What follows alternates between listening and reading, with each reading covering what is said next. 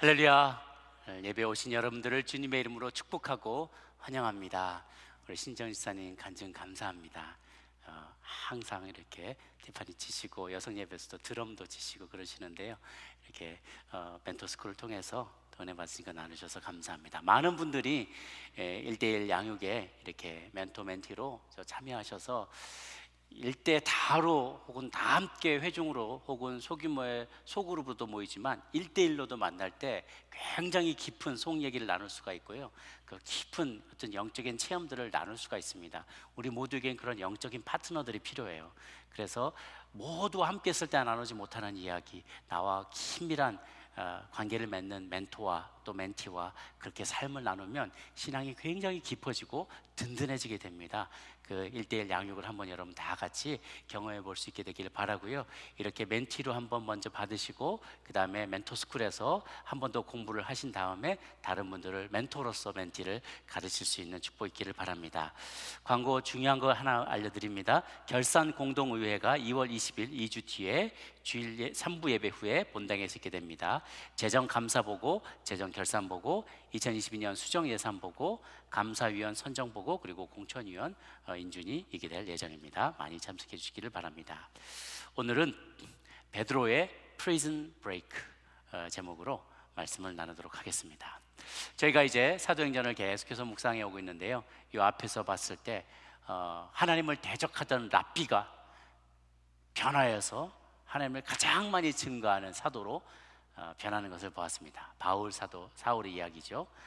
또 로마 군인이었던 사람, 이방을 신을 섬기던 사람이 이방인이 하나님을 믿고 또 성령의 충만함을 받고 세례받고 제자가 되는 것도 보았습니다.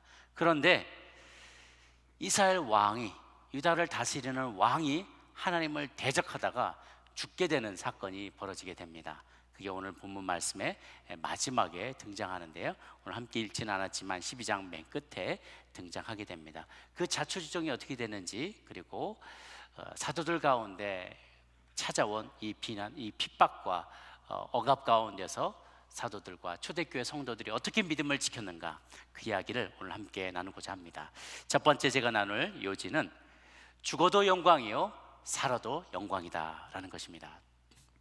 오늘 보면 첫 번째 말씀 보니까 그때 헤롯 왕이 손을 들어서 교회 중 몇 사람을 해하려 하다가 요한의 형제 야고보를 칼로 죽였다라는 기사가, 끔찍한 기사가 나옵니다.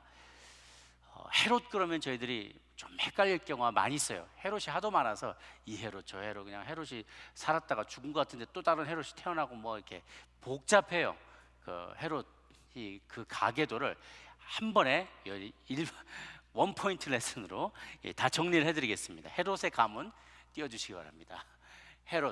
헤롯은 원래 이두메 사람입니다. 이두메라는 에돔 족속이죠. 또 이스라엘의 동쪽에 보면 사해 동편에 있는 에돔 족속, 에서의 후예들에다 이루어진 에돔 족속의 사람들인데 하스모니안, 신구약의 중간 시대에 있었던 하스모니안 왕가, 유대 왕가가 그것을 점령했어요. 그래서 이두메 사람들을 다 유대교로 개종시킨 그 역사가 있습니다. 그때 개종되어서 이렇게 여러 가지 정치적인 이런 업다운 가운데서 로마인들과 결탁했어요. 이 가문이 로마하고 결탁하고, 정통 유대인은 그렇게 안 하죠. 그런데 로마인과 결탁하면서, 이두메인이 로마인과 결탁하면서 이스라엘을, 유대인을 통치하게 된 게 헤롯 가문입니다. 그러니까 자기 본래 땅도 아니고 자기 민족도 아닌데 옆에 있다가 자기들이 유대교로 개종되어 왔으니까 그 사이에 로마와 빌붙어서 이스라엘을 다스리게 되는 왕가가 된 거죠. 그러면서 사두개파 사람들과도 결혼을 맺고 이런 여러 가지 결혼 관계를 통해서 자신들의 왕권을 공고히 하면서, 이스라엘의 총독이 지카라는 지역이 있고 분봉왕을 세워서 통치하는 곳이 있었는데, 총독 빌라도 같은 사람들이 총독으로 다스리는 지역 외에 나머지 부분들을 이런 분봉왕, 나눠져 쓰는 왕들이 헤롯 왕가에서 다스리게 되었던 거예요. 그래서 그런 왕가들의 이야기가 이제 성경에, 신약 성경에 많이 등장하는데, 우리가 제일 많이 알고 있는 헤롯 대왕은 저 위에 빨간색으로 되어 있습니다. 예수님이 탄생하실 당시에 유아 학살을 자행했던 사람이 헤롯 대왕이에요. 헤롯 더 그레이트라고 합니다. 근데 그에게 열 명의 아내가 있었는데 거기서 15명의 자녀를 낳아요. 그 중에 많은 자녀가 죽습니다. 심지어 자기 아내도 죽여요. 그냥 죽은 게 아니라 죽이는 경우가 왕이 헤롯 대왕이 뭐 불륜을 의심하거나 정권을 전복시키려고 시도했다든가 뭐 이런 여러 가지 죄목을 걸어서 자기가 정략 결혼을 했던 사람들이 정략 결혼을 하고 자기 권세가 이제 공고해지니까 이 처가를 하나 둘씩 처분하기도 합니다. 그런 희생양이 된 게 아들이 아리스토블루스, 이 아들을 죽게 만들고요, 죽음에 내몰고 뭐 여러 왕비들을 죽이기도 합니다. 심지어 헤롯 대왕은 자기가 죽는 날 이스라엘의 많은 요인들을 함께 죽이라고 명령을 내려요. 왜냐하면 자기가 죽을 때 아무도 자기를 죽음을 슬퍼하지 않을 것 같은 거예요. 자기도 자기를 너무 잘 아는 거예요. 그러니까 최소한 이렇게 중요한 사람들을 같이 죽여놓으면 내가 죽을 때 예루살렘에 곡성이라도 나라고 그렇게 명령을 내렸다 할 정도로 아주 악한 왕이었습니다. 그 다음에 이렇게 보면 주황색에 보면 헤롯 빌립 1세가 있죠. 헤롯의 동생 빌립, 사실은 헤롯 안티파트로스의 동생이 됩니다. 장남이 헤롯 아켈라오고 차남이 헤롯 안티파스고 사남이 헤롯 빌립 1세입니다. 이게 순서대로 있지는 않습니다. 그래서 헤로디아는 사실은 이게 지금 레이어가 3개가 있는데요. 헤롯 대왕 그다음 자손들이 헤롯 빌립 1, 헤롯 아켈라오, 헤롯 안티파트로스 이렇게 쭉 나가고요. 그래서 헤로디아는 사실은 손녀에 해당됩니다. 이렇게. 그런데 헤로디아가 자기의 삼촌에 해당되는 헤롯 빌립 1세와 결혼을 해요. 그러다가 자신과 맞지 않으니까 나중에 그와 이혼을 하고 또 다른 삼촌인 헤롯 안티파트로스 혹은 헤롯 안디바와 재혼을 하게 됩니다. 그래서 세례 요한이 그것은 매우 부도덕적이다, 부도덕한 일이다라고 이것을 비판하기 시작했을 때 헤로디아가 앙심을 품게 돼요.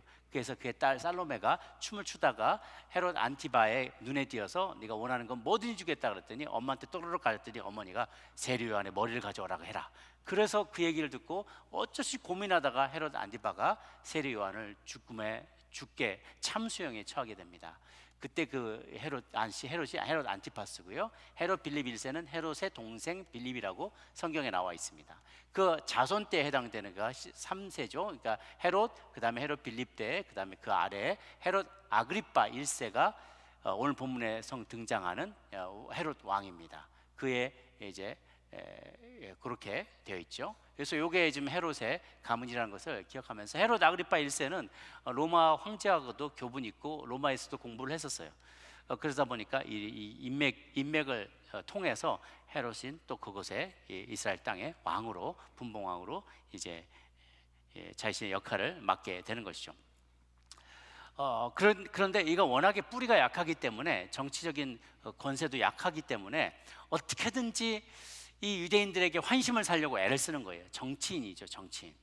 그래서 자기도 할례를 받고 율법을 지키는 신용을 합니다. 그리고 또 심지어는 그 유대인이 싫어하는 사람을 처벌하면서 인기를 얻으려고, 파퓰리즘이 아주 극단적인 예인 거죠. 그래서 이제 초대교회에 한동안 스데반의 순교 이후로 잠잠해서 부흥을 막 일어나가고 있을 때 이제 초대교회에 순교의 광풍이 몰아치게 되는 것입니다. 가장 먼저 이 헤롯 아그리파 1세가 야고보를 잡아서 죽이게 됩니다. 야고보는 누구인가? 예수님의 제자 중에서도 이너서클에 있는 수제자였어요. 베드로, 안드레아 형제죠. 베드로, 그리고 야고보, 요한이 형제예요. 베드로, 야고보, 요한 3사람이 수제자였습니다. 그래서 늘 베드로가 함께 야고보, 요한이 쫓아다닐 때 성격이 굉장히 불같았어요. 우레의 아들들이라고 부를 정도로 성격이 급하고 또 이런 그 권력에 대한 욕심도 많았어요. 그래서 어머니 통해서 막 이렇게 뇌물 공세를 하는 거예요. 어머니가 찾아와가지고 예수님한테, 주여, 당신의 나라가 임할 때 우리 아들 중에 하나는 좌편에 하나는 우편에 앉을 수 있게 해주십시오. 이 좌의정 우의정 하나씩 시켜달라는 거예요. 그러니까 주님께서 그 얘기를 들으시면서 혀를 끌끌 차시며 이렇게 대답을 하십니다. 마태복음 20장 22, 23절 함께 읽겠습니다. 시작. 예수께서 대답하여 가라사대 너희 구하는 것을 너희가 마실 수 있냐? 저희가 말하되 할 수 있나이다. 가라사대 너희가 과연 내 잔을 마시려니와 내 좌우편에 앉는 것은 나의 줄 것이 아니라 내 아버지께서 누구를 위하여 예비하시든지 그들이 얻을 것이니라. 아멘. 그때는 예수님께서 하려는 그 잔이 고통 끝에 죽음을 맞이하는 죽음의 잔이라는 것을 그들은 알지 못했어요. 그러나 그 길을 따라서 제자의 길을 쭉 따라갔을 때 결국은 오늘 그 이야기를 들었던 두 사람 중에 하나는 헤롯의 칼에 맞아 죽게 됩니다. 정말 주님 마셨던 그 고난의 쓴 잔을 마시게 되는 것이죠. 그렇다고 해서 살아남은 사도 요한의 삶이 평탄했는가? 그렇지 않습니다. 주님께서 사도 요한만 특별하게 자신의 어머니를 돌보는 사명을 주었기 때문에 그는 순교를 당하지 않았지만 말년에 채석장에 끌려가서 강제 노동 교화형을 당하고 고초를 당하면서 정말 마지막까지 살아남아서 요한계시록을 쓰면서 그것을 끝으로 그의 삶을 마감하게 되죠. 돌이켜보면 예수님이 탄생하셔서 사역하는 그 시간부터 초대교회가 정말 로마에서 공인되는 그 시기까지, 심지어 그 이후로도 교회 역사 속에는 수많은 순교자의 기록이 남아 있습니다. 예수님 탄생 이후에 세례 요한이 아까 그 왕에 의해서, 헤롯 왕에 의해서 참수를 당했다고 그랬죠. 그 다음에 스데반이 돌 맞아 죽게 됩니다.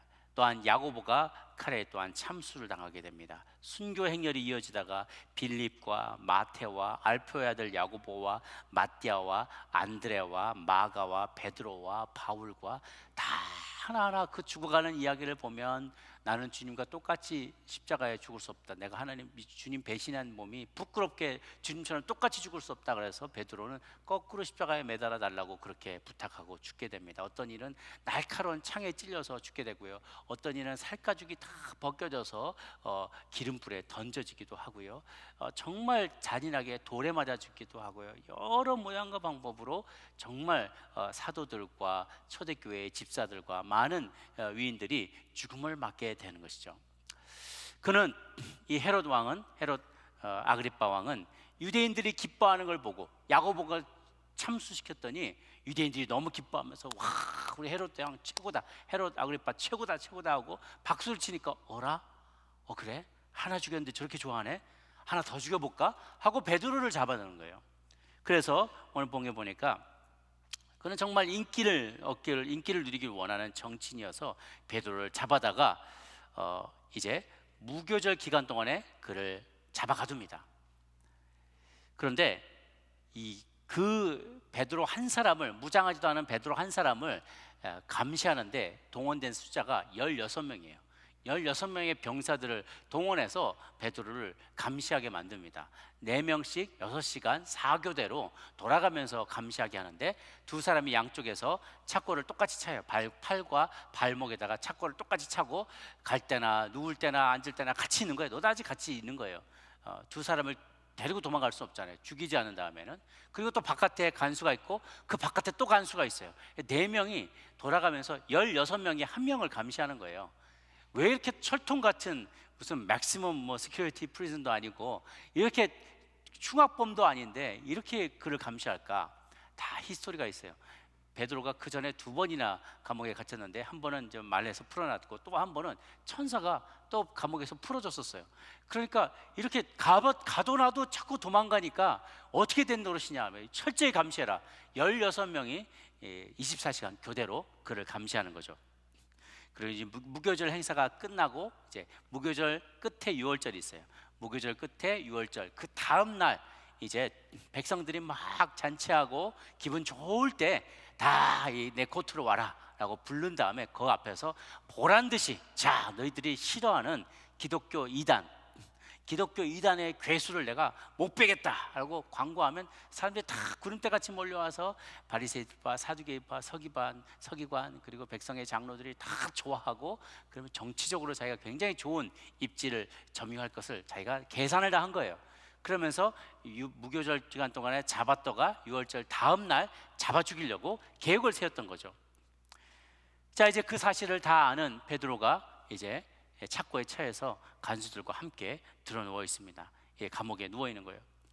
그런데 보니까 5절에 이에 베드로는 옥에 갇혔고 교회는 그를 위하여 간절히 하나님께 기도하더라. 6절, 헤롯이 잡아내려고 하는 그 전날 밤에 베드로가 두 군인 틈에서 두 쇠사슬에 매여 누워 자는데 파수꾼이 문 밖에서 옥을 지키더니, 자, 여러분이 만약 어떤 믿음의 행위, 신앙의 행위를 하다가 뭐 스테이트 프리즌에 잡혀갔어요. 그런데 판결이 나왔는데 사형 때렸어요. 사형일이 내일이에요. 내일 끌려가면 끝이에요. 내일 나가면 끌려가면 죽어요. 그 전날 밤 잠이 오겠어요? 저는 그냥 막 유언 남기고 막 기도하고, 주님 어떻게 좀 안 될까요? 저는 좀 조금, 아직도 저는 젊습니다. 아직 처자식이 있습니다. 막 제가 다음 주에 설교도 해야 됩니다. 뭐 온갖 핑계를 대서라도 그날 밤에 하여튼 하나님 앞에 매달리든지 하여튼 뭐 우울해지든지 불안하든지 하여튼 그 밤을 하얗게 지새우지 않겠어요? 잠이 오겠습니까? 근데 베드로가 푹 잤어요.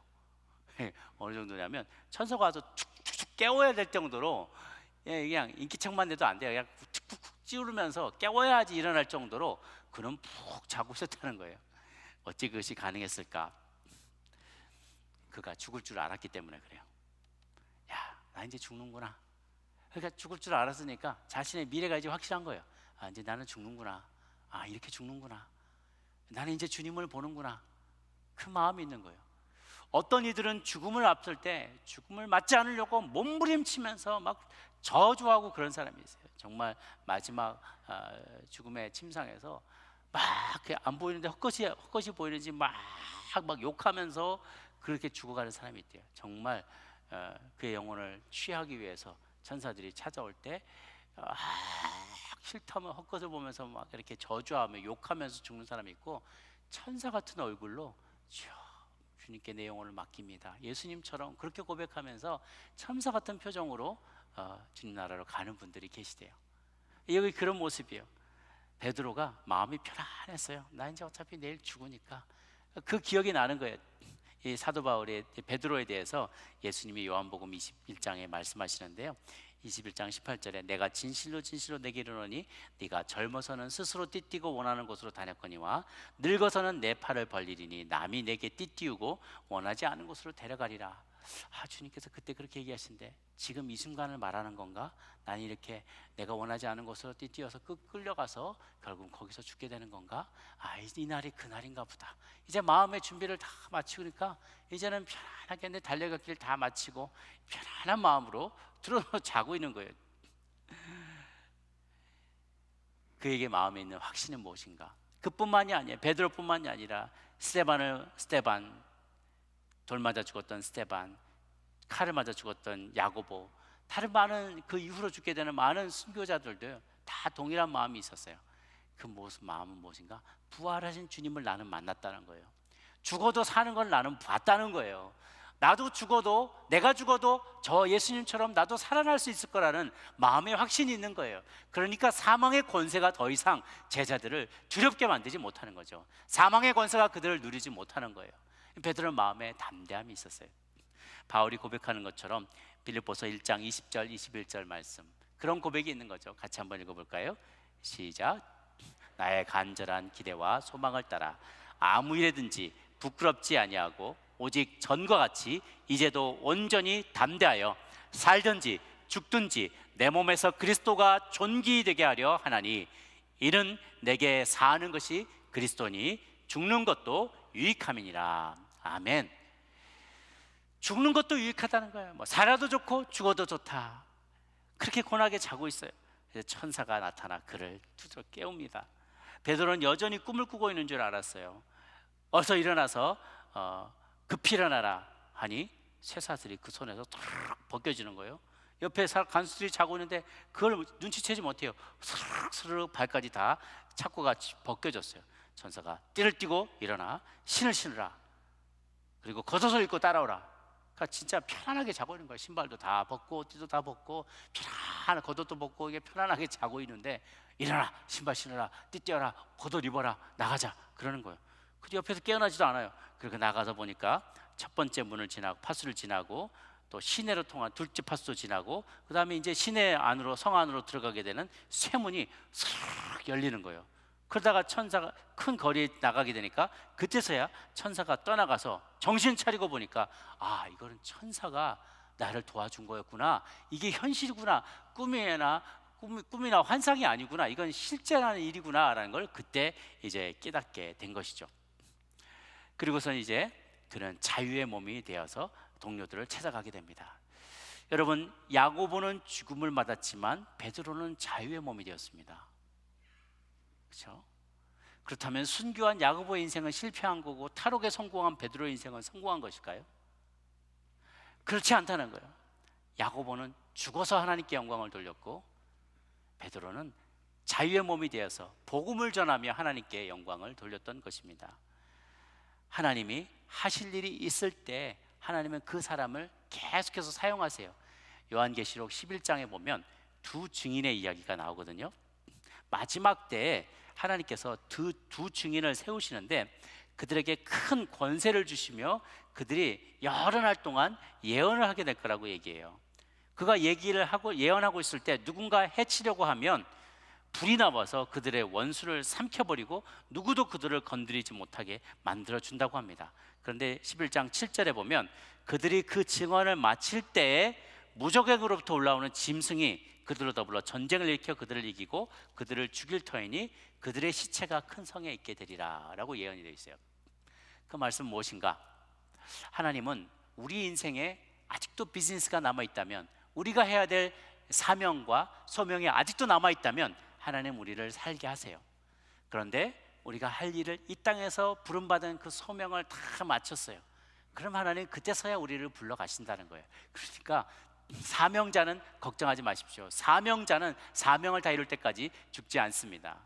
우리 주변에 간혹 너무나 장래가 촉망되는 젊은이들, 혹은 아직도 작년에 아직도 할 일들이 많은데 잠재력이 너무나 많은 너무나 귀한 분들이 가끔씩 일찍 유명을 달리하고 주님께로 불려가는 일을 보면서 우리가 마음 아파할 때가 참 많았어요. 하나님, 아직도 정정한, 아직도 할 일이 많이 남아있는데요, 아직도 우리가 보기에는 저 사람은 살아서 할 일들이 많은데 앞길이 구말리 같은데 왜 데려가셨습니까? 하나님의 생각은 우리 생각과 달라서 하늘이 땅보다 높은 것처럼, 동이 서에서 먼 것처럼 하나님의 생각은 우리가 알지 못하는 부분들을 계산하신다는 거예요. 미리 알고 계신다는 거예요. 그래서 어떤 이들은 죽어서 하나님께 영광을 돌리고 어떤 이들은 살아서 주님께 영광이 되는 일들이 있습니다. 그렇기 때문에 그 일을 시종을 다 알지 못하는 이들이 주님 앞에 항해해서는 안 돼요. 나보다 더 많은 것을 알고 계시고 모든 것을 알고 계시는 주님께서 계획하신 바가 있기 때문인 것이죠. 그래서 삶과 죽음은 우리가 존재하는 형태만 다를 뿐 동일하게 우리는 하나님 앞에 존재하는 자들인 것이죠. 살아도 죽어도 우리의 영은 늘 주님 앞에 서 있게 됩니다. 그래서 우리는 자신이 생각하는 성공에 대한 집착을 내려놓아야만 비로소 마음의 평안과 자유를 경험할 수 있습니다. 이렇게 해야만 하는데요, 그러지 않아도 괜찮다는 거. 이것을 이루어야 되는데요, 그거 안 해도 괜찮다요. 내가 하지 않아도 다 괜찮아요. 내가 그것을 꼭 해야 되는데요, 내가 그 자리에 있어야 되는데요, 그렇지 않다는 거예요. 동일한 원리를 적용해 본다면 우리는 병이 나아서 하나님께 영광을 돌릴 수 있고 병 걸린 채로도 하나님께 영광이 될 수 있어요. 돈을 벌고 성공해서 영광이 될 수 있지만 돈을 벌지 못하고 실패한 듯 보여도 여전히 하나님께 영광이 될 수 있습니다. 제가 전에도 한번 말씀드렸죠. 어떤 장로님이 간증을 하시면서 당신은 명함을 100개를 바꿨다는 거예요. 비즈니스를 100개를 했어요. 그래서 잘 나갈 때도 있지만 그보다 더 많은 시간이 더 어렵고 힘들었던 시간이었대요. 그래서 사업을 이것도 해봤다가 저것도 해봤다가 저것도 다 해봤는데 다 어렵고 힘들고 망하기도 하고 빚에 떠밀리기도 하고 그러는 과정 가운데 비즈니스를 100개를 하는 동안에 새벽 예배를 한 번도 안 빠진 거예요. 빠질 수가 없어요. 그냥 매일매일이 정말 생사의 갈림길에 놓여있는 순간이었기 때문에 그 시간 하나님 앞에 기도하지 않으면 아무것도 이뤄낼 수가 없다는 거예요. 그래서 저는 지금도 기억해요. 제가 교회 바로 근처에 살았기 때문에 새벽 예배마다 이게 펑크가 날 일이 많이 있었어요. 그러면 제가 집이 가깝기 때문에 항상 불러내는데 그 장로님이 항상 찬양 인도하고 계셨어요. 기도회가 펑크가 나면 누군가 강사님이 못 나오시면 그 장로님은 항상 그 예배를 지키시는 게 확실한 거예요. 그분이 항상 올라오셔서 우리 찬양하며 우리 목사님 오실 때까지 기다리겠습니다. 그랬던 기억이 나요. 항상 올라가면 장로님 땀 뻘뻘 흘리면서, 그러나 또 내려오셔서 또 그 새벽 제단을 쌓으며 열심히 기도하던 그 기억이 납니다. 자녀들이 다 잘 되고요, 주의 종으로 나오기도 하고, 열심히 정말 하나님 앞에서 귀하게 쓰이는 자녀 아들 셋이 다 하나님 안에서 너무 멋지게, 그리고 정말 영향력 있는 자들로 성장하는 것을 보면서 하나님께서 세우는 사람은 다르다, 하나님 앞에서 기도하는 사람은 다르고 하나님의 계획은 우리 계획과 다르다는 것을 정말 봤던 기억이 납니다. 형의 축복을 가로채려다 실패하고 산촌집으로 도망간 야곱의 인생, 그게 끝이 아니었어요. 주님은 그의 환도뼈를 치시며 다시 돌아와서 주님께 순종하게 만드시죠.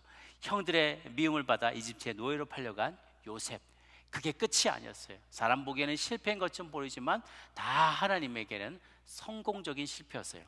제 힘으로 동족 한번 구해보겠다고 나서서 사람을 죽였다가 결국 광야로 쫓겨나게 된 모세도 마찬가지였죠.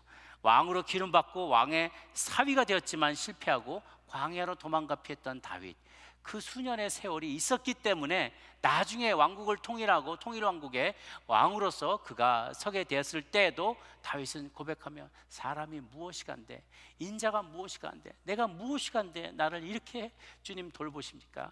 내게 이런 축복을 주십니까? 그렇게 다윗이 고백하게 있을 수 있던 것은 그의 삶에 고난의 순간이 있었기 때문인 것이죠. 하나님, 우리의 눈에는 실패한 것처럼 보이지만, 우리의 눈에는 저것이 고난인 것처럼 보이지만, 하나님은 그 모든 것에 합력하여서 선을 이루는 것을 여러분 믿으시기를 바랍니다. 당시에는 실패한 것처럼 보이지만, 또 모두 다 그렇게 생각하지만, 그 모든 것들이 그들과 주변 사람들의 믿음을 연단시키고 하나님의 더 큰 계획을 이루려는 큰 원대한 계획 가운데 있다는 것을 여러분 믿으실 때 마음의 평안이 찾아오게 됩니다. 지금 여러분 북경 올림픽이 한창이죠. 사람들마다 다 그래, 나라들마다 다 우리가 메달 몇 개 따오나, 또 뭐 중국과 미국의 관계가 어떻게 되는가, 귀한 사람들의 이야기, 그 선수촌들의 식단이 어떻고 침대가 어떻고 뭐 이런 거에 대한 막 기사가 막 신문에 도배되고 있어요. 그런데 여러분 아세요? 그런 가운데도요, 중국에서는 교회와 지도자들에 대한 잔악한 핍박들이 지금도 계속되고 있어요. 존 차오라는 목사님은요, 미얀마 중국 국경 사이에 거기 가난한 아이들을 위해서 기독교 학교를 세우고 그들을 도와줬는데, 그것 때문에 잡혀서 윈난성에서 7년째 지금 선고를 받고 복역 중에 있어요. 타이저우에 샤오마이 기독교 서점이라는 곳이 있는데요, 거기에 주인인 첸유 씨는 기독교 서점을 오픈했다고 비즈니스 했다는 것 때문에 역시 7년형을 선고받고 지금도 복역 중에 있어요. 이제 곧 3월 1일부터는요, 중국 정부가 더욱더 핍박을 가하게 하면서 기독교 인터넷 게시물에 대해서 대대적인 규제와 탄압과 또 그들을 블랙리스트에 올려서 핍박하는 움직임을 이제 법령을 시행한다고 합니다. 3월 1일부터 시작이 돼요. 그러니까 사람들이 이제는 인터넷 공간 안에서 예수님, 십자가, 기독교, 교회 이런 단어만 하면 그게 쫙 AI가 발달해서 중국에서는 쫙 소팅을 해가지고 그 사람이 IP 애드레스까지 다 찾아내서 샅샅들이 찾아내서 기독교인들이 누군지 요주 인물로 블랙리스트를 만든다는 거예요. 그러면 그들은 이제 취직도 제한이 되고 학교도 제약이 되고 이제 모든 삶에서 불이익을 당하게 된다는 것이죠. 장백 출신의 조선족 장 집사는요, 중국에 들어온 탈북자들에게 복음을 전했다고 해서 북한에 납치됐어요. 2014년에 납치됐는데 아직도 소식을 알 수가 없습니다. 션전에, 심천인데요, 그 홍콩 바로 위쪽이에요.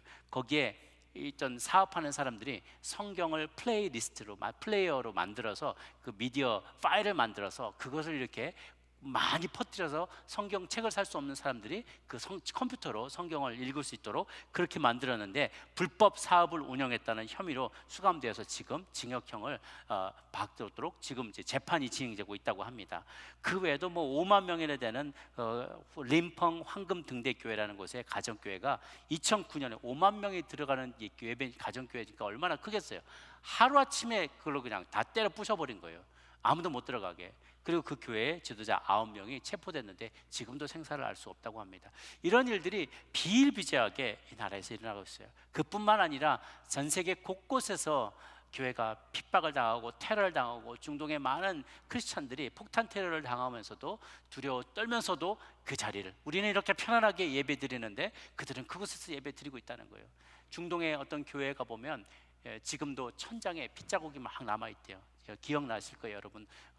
폭탄 테러가 있어가지고 예배 드리고 있는데 누가 이슬람 교도들이 폭탄을 던져서 폭탄 테러를 하면서 성도들의 막 그냥 그 가서 터져버리니까 온 뭐 벽에 막 사람들의 시신, 뭐 핏자국과 이런 게 선혈이 남아 있는 거예요, 천장에도. 근데 그걸 어떻게 처리하고 닦지도 못하고 그래서 지금도 예배드리는데 그 천장에 핏자국이 남아 있대요. 이것이 우리는 때로는 우리가 죽기도 하고 주 때문에 주님 복음을 전하며 믿음을 지키기 위해서 죽기도 하고 살기도 합니다. 죽어도 영광이고 살아도 영광입니다. 순교자의 피가 교회의 씨앗이라고 하죠. 사단이 가장 강력하게 쓰는 무기가 있습니다. 그게 뭐냐면 죽음의 권세예요. 사망의 권세예요. 그러니까 죽음을 가지고 우리를 협박하는 거예요. 너 이러다 죽어. 너 이러다 죽어. 너 죽어버린다. 우리 죽음을, 우리 생명을 가지고 협박을 해요. 그런데요, 세상이 이기지 못하는 크리스찬이 있어요. 그게 뭐냐?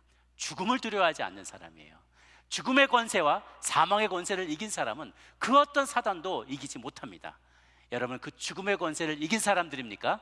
사망의 권세를 이긴 사람들입니까? 그러면 사망의 권세를 이길 수 있다면 못할 것이 없습니다. 여러분 한번 생각해 보세요. 내가 죽다 살아났어요. 혹은 죽으려다가 생각하다가 내가 마음을 고쳐먹고 죽으려고도 마음을 먹은 사람이라면 뭔들 못하겠습니까? 그렇죠? 죽다가 살아난 사람이면 이제 남은 인생은 보너스로 받은 인생이에요. 우리는 이미 죄 때문에 이미 죽었어야 했던 사람들이에요. 그런데 예수님이 십자가에서 대신 죽어주심으로 남은 인생 보너스로 받게 됐잖아요. 언제 죽어도 괜찮은 인생이에요. 그런 죽음에 대한 두려움을 이기면 우리는 뭐든지 할 수 있습니다. 그 누구도 우리를 협박하지 못합니다. 원수 마귀가 더 이상 우리를 질질 끌고 다닐 수가 없어요. 우리는 이미 죽은 몸이기 때문에 그렇습니다. 여러분, 이미 그리스도 안에서 죽었습니까? 그러면 죽어도 영광이고 살아도 영광입니다. 실패해도 영광이고 성공해도 영광입니다. 부해도 영광이고 가난해도 영광입니다. 그 모든 것들을 초월하는 비밀을 여러분은 깨달을 수 있는 축복이 여러분 모두 가운데 있게 되기를 바랍니다. 두 번째는 기도하였으나 온전히 믿지 못한 사도들의 이야기입니다. 이야기를 들을 때마다 저는 이렇게 웃으면 안 되는데 자꾸 웃음이 나와요. 이 이야기를 들을 때마다. 이제 초대 야고보를 잃었던 초대교회 성도들이 이제 베드로까지 잃게 될 위기에 처해진 거예요. 그러자 그들이 다 같이 모여서 열심히 기도하기 시작합니다. 그러자 그 시각 주의 천사가 일하기 시작해요. 주의 천사가 가서 베드로를 막 풀어줘서 길가로 내놓습니다. 그래서 베드로가 이제 감옥에 빠져나와서 그의 문을 두드리는데 정작 기도했던 사도들과 성도들은 베드로의 탈옥 소식을 믿지 못해 해요. 왜냐하면 보니까 13절에 베드로가 대문을 두드리는데 마가 요한의 집으로 와서 대문을 두드립니다. 마가 요한은 마가복음의 저자예요. 바나바의 조카로서 같이 이렇게 동행했던 사람이고, 또 오순절 마가다락방, 그게 이제 마가 요한의 어머니가 소유한 집이거든요. 그래서 마가의 다락방이라고 하죠. 그 마가 요한의 집에 찾아가서 세차게 문을 두드렸어요. 그때 13절에 로데라고 하는 여자아이가 영접하러 나왔다가 문도 아직 안 열고 베드로의 음성인 줄 아는 거예요. 그래서 너무 기뻐가지고 문도 안 열고 돌아와서 한참 기도하고 있는 제 사도들에게 베드로가 석방돼서 나왔다고, 베드로가 석방되어서 나왔다고 여러 초대교회 성도들이 모여서 주여 베드로를 풀어주옵소서, 베드로가 나올 수 있게, 안전하게 나올 수 있게 도와주옵소서, 베드로가 석방됐어요. 미친 소리 하고 있어 지금. 그러게 내가 제 말이 아니에요. 제가 이런 함부로 말하는 게 아니라 그들이 말하되 15절에 네가 미쳤다. 미친 소리 하지 말아라. You are out of your mind 이라고 얘기했어요. 그러니까 여자애가 힘써서 말하되 참말이라 하니까 그들이 말하되 그러면 그의 천상가 보다. 끝까지 안 믿는 거예요. 지금 기도하고 있었으면서 그의 천상가 보다. 왜냐하면 유대인들의 믿기에 수호 천사들이 성도들마다 다 있는데 그 수호 천사는 그가 보호하는 사람과 생김새나 목소리가 비슷하다 할 것이다 라고 그렇게 사람들이 믿었던 거예요. 그러니까 베드로의 천상가 보지 하고 있는데 진짜 그가 나온 게 맞는 거예요. 그래서 베드로가 계속 문을 두드리고 있으니까 문을 열어 베드로 보고 깜짝 놀라니라 라고 되어 있어요. 그래서 베드로가 들어와서 손짓해서 조용해라 라고 말하면서 그가 여러 가지 이야기들을 하는 거죠. 어떻게 하나님께서 그를 천사를 보내서 그를 낫게 한 것인지 이제 말한 거예요. 사실 그들에게 필요한 것은 이것입니다. 사도들에게 이 영안이 열려야만 했어요. 보는 것만 보고 보고 싶은 것만 보고 그동까지 봐왔던 것만 보는 마음이 아니라 보지 못하였던 새로운 세계에 볼 수 있는 영적인 안목이 필요한 거예요. 비전이 필요한 거예요. 그게 없었어요. 왕하 6장 15, 16절에 보면 엘리사와 그 사환의 대화가 나옵니다. 같이 한번 읽어보도록 할까요? 시작. 하나님의 사람의 사환이 일찍 일어나서 나가보니 군사와 말과 병거가 성읍을 에워쌌는지라. 그의 사환이 엘리사에게 말하되 내 주여 우리가 어찌하리까 하니 대답하되 두려워하지 말라. 우리와 함께한 자가 그들과 함께한 자보다 많으니라. 17절이에요. 한 절 더. 기도하여 이르되 여호와여 원하건대 그의 눈을 열어서 보게 하옵소서 하니 여호와께서 그 종의 눈을 여심에 그가 보니 불말과 불병거가 산에 가득하여 멀리서 엘리사를 둘렀더라 라고 돼 있죠. 이 스토리를 여러분이 아시죠? 아람 왕이 보니까 아람의 왕이 이스라엘을 침공하려고 그러는데 어디를 침공할지를 다 알고 엘리사가 미리 다 얘기를 해주는 거예요. 이스라엘 왕한테. 그러니까 갔다가 얻어맞고 오니까 누가 내통하는 거 아니야? 누가 내 침실에서 하는 말을 다 듣고 내통하는 거 아니야? 그랬더니 그게 아니고 왕이 하시는 모든 말들을 엘리사라는 선지자가 다 알려줘서 그런 겁니다. 그래? 그런 놈이 있어? 가서 그놈부터 족치자. 그래가지고 다 아람 군대를 이끌고 엘리사를 치러 온 거예요. 군대가 막 어마어마하게 많은 군대가 이렇게 에워싸고 있으니까 군사와 말과 병거가 성읍을 에워싸고 있으니까 사환이 우리 어쩌면 좋습니까 주인? 선지자 어떻게 하면 좋습니까? 대답하되 두려워 말아라. 우리와 함께한 자가 그와 함께한 자가 많다 하고 이 종의 눈을 열어 보게 하소서라고 했더니 그의 영안이 샥 열리게 되는데 그 전에 보지 못하던 영의 세계를 보게 된 거예요. 그 영의 세계에 불병거와 불마차와 막 하나님의 천군 천사들이 엘리사를 확 호위하면서 칼을 뽑아들고 지키고 있는데 감히 어느 누구도 범접할 수 없는 형국으로 그를 지키고 있는 것을 딱 보게 된 거예요. 그걸 봤을 때 마음이 안심하게 돼요. 하나님 우리를 버리지 않으셨구나. 하나님의 군대가 주의 천사와 천군 만마가 우리를 지키고 있구나라는 것을 마음에 확신하게 된 것이죠. 사랑하는 여러분, 우리에게 이런 영안이 열리시게 되기를 바랍니다. 여러분, 천사의 존재를 믿으세요? 세 분 믿으시는 것 같은데, 여러분, 천사의 존재를 믿으세요? 천사가요 성경에 200군데나 써 있어요. 천사의 존재에 대한 이야기가. 그러니까 빈말을 성경에 썼겠습니까? 우리가 보지 못하지만 천사들은 믿는 자들을 섬기라고 하나님께서 만들으시고 보내신 존재들이에요. 지금은 그들이 우리를 돕고 있어요. 우리가 보이지 않지만 우리가 기도할 때, 간절히 기도할 때 그 기도를 하나님께 하나님께 대접으로 올려드려요. 그 기도를. 그리고 주님께서 저 사람을 보호해라, 저들 가서 이런 메시지를 전해라, 꿈속에 나타나서 전해라, 저를 물리적으로 보호해라, 저에게 경제적인 물질을 채워줘라, 저 사람의 기도에 따라서 다른 사람의 마음을 움직여라, 이렇게 감동을 줘라, 이렇게 하나님께서 명령하는 거를 하나님이 우리 가운데 다 일하지 않으세요. 하나님이 바쁘게 돌아다니신 게 아니라 그의 종을 천사들을 보내셔서 대신 일을 시키는 거예요. 그래서 우리가 기도할 때 천사들 굉장히 바빠집니다. 기도하면 기도가 있는 때가 천국에 난리가 나요. 막 팩스 받고 막 줘봐라, 뭐 어디 본부 나와라, 뭐 지금 저 기도 접수됐다, 저쪽에 출동 막 911 접수 받듯이 아주 부지런히 쳐서 What's your problem? 그러면서 What's your emergency? 그러면서 막 받아가지고 천사들 보내고 군대를 보내고 영적인 세계에 엄청나게 많은 일들이 일어나게 돼요. 우리가 기도할 때. 그런데 눈에 보이지 않아요. 그렇기 때문에 우리에게 눈에 영안이 열려야 되는 거예요.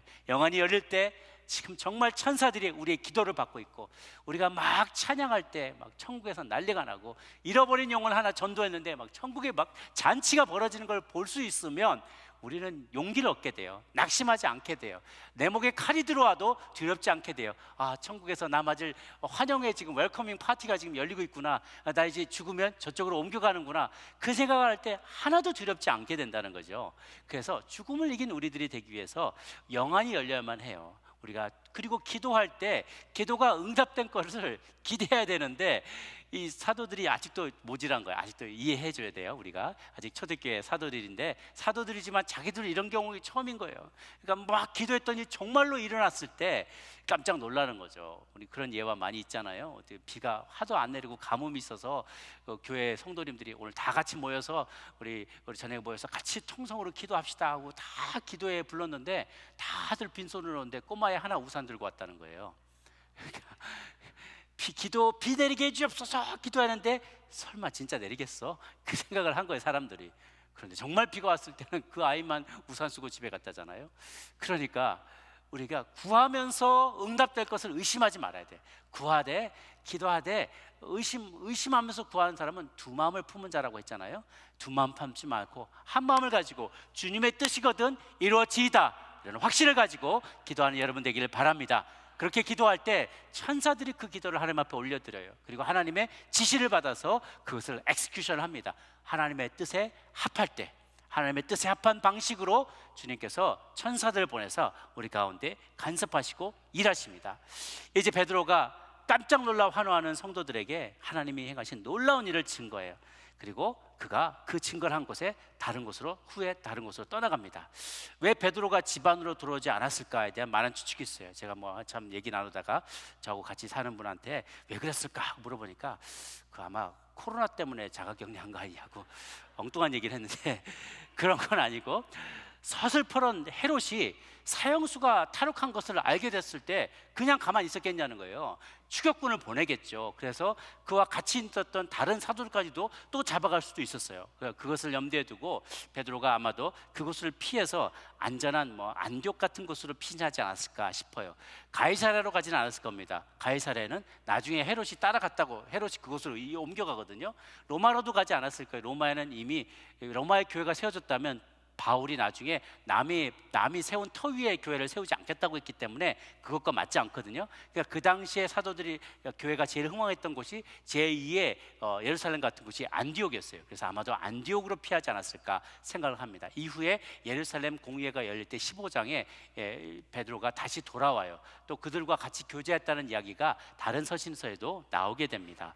어쨌든 이렇게 베드로가 탈옥하게 났을 때 헤롯이 너무나 실망하고 분노에 가득 찬 거예요. 왜냐하면 그의 정치적인 의도는 이제 6월절이 끝날 다음 날, 야 유대 사람들 다 와라, 지도자들 사두개 바리새파 사람들, 백성의 장로들, 서기관들 다 와라, 내가 무슨 일을 하는가 봐라.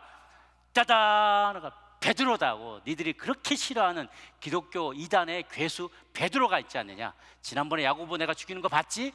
자 베드로도 쳐라 하고 그 베드로 목을 탁 쳐버리면서 백성들이 와 우리 헤롯 아그리빠 최고 이런 환호성을 듣고 싶었는데 감옥에서 데려와 그랬더니 간수가 쭈삣쭈삣하면서 아니 그게 말입니다. 대고라니까 그게 왕이셔 정말 죄송한데 그래서 핑계를 대는데 밤새 사라졌다는 거예요. 뭐라고? 어떻게 16명이나 지키는데 16명이 그 죄수 하나, 무방비한 죄수 하나 못 지키냐 그랬더니 글쎄 말입니다. 이게 이렇게 당장 데려오라 그래서 그 간수들을 문초하고 다 죽였다는 거예요. 자기가 이렇게 체면이 굳게 됐으니까 그게 그렇게 반응을 했던 것이죠.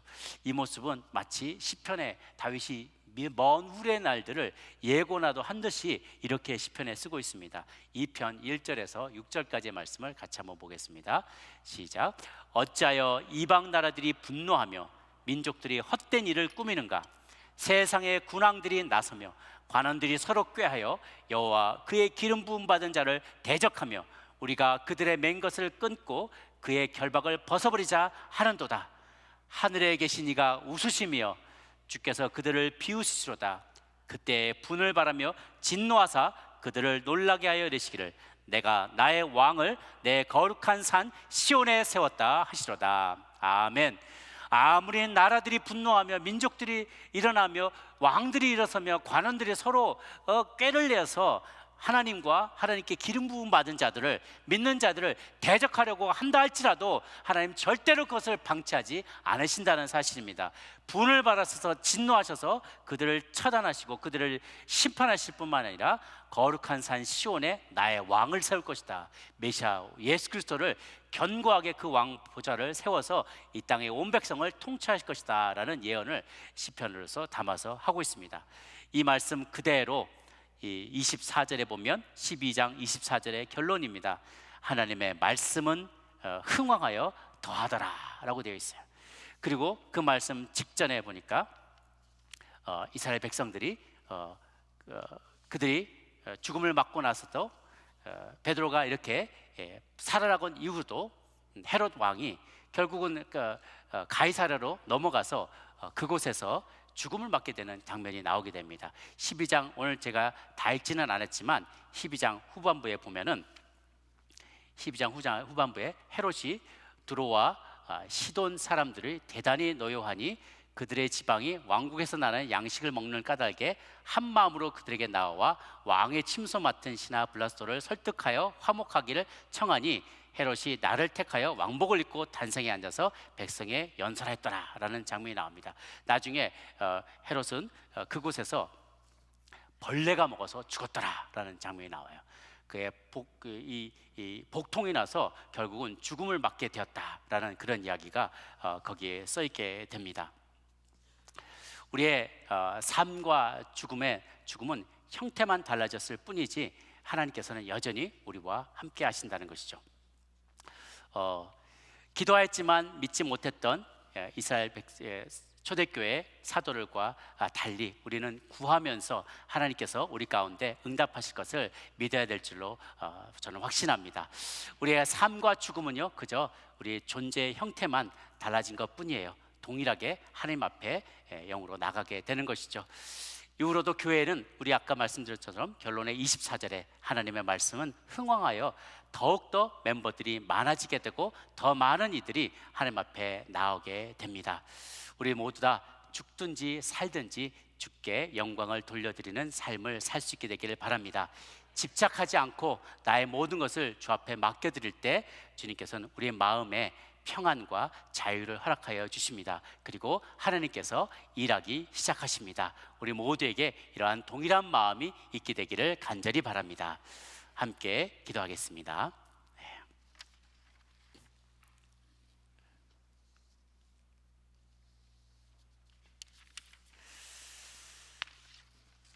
하나님 아버지,